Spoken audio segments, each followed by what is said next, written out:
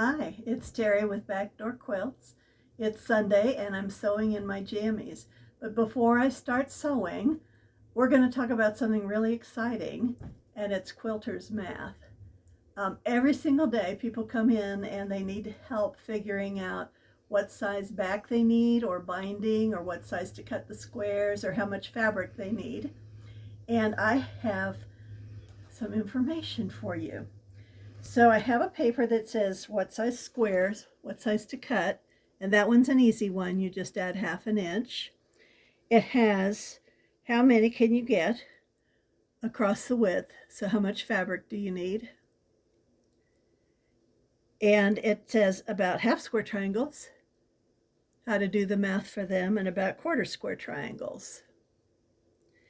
And then there's also how much binding do I need? And by sharing this information with you, that by no means means that we won't help you in the shop, because that's what we're there for. But this is something that comes up over and over again, and I thought you might like to know. The other piece of paper that we have for you is information on making any quilt half size. So if you have a big quilt and you want to make it half that size, this has a chart. You can't just cut the 4-inch squares in half. You have to take off the seam allowance, cut that in half, and add the seam allowance back on. And that's how the math works for that.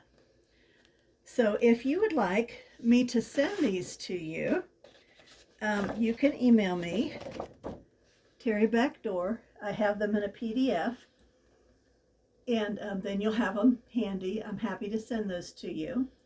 If you would like to have the information at your fingertips all the time, we have a couple of books that we've gotten back in.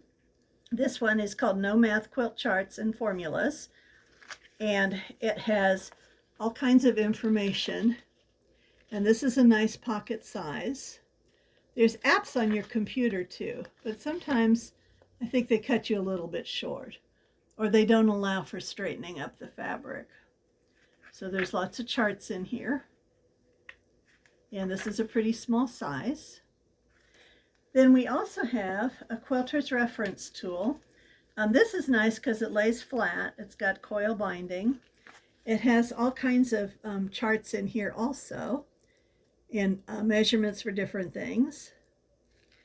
All of this has information and math charts, so you don't have to do the figuring. They've done the figuring for you.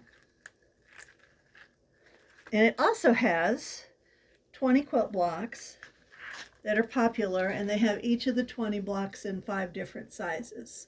So if you wanted to make a sampler quilt, you could just make sure that the sizes match up from one to another.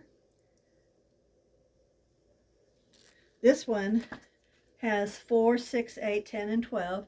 This one has 4, 6, 8, 10, and 12. Not all of them do. Some of them may have 3, 9, 3, 6, 9. So anyway, this is a really good resource too. Not a whole lot bigger, and it lays flat if you're trying to figure something out. So I am going to go sew now, and I hope you get to sew today. Bye-bye.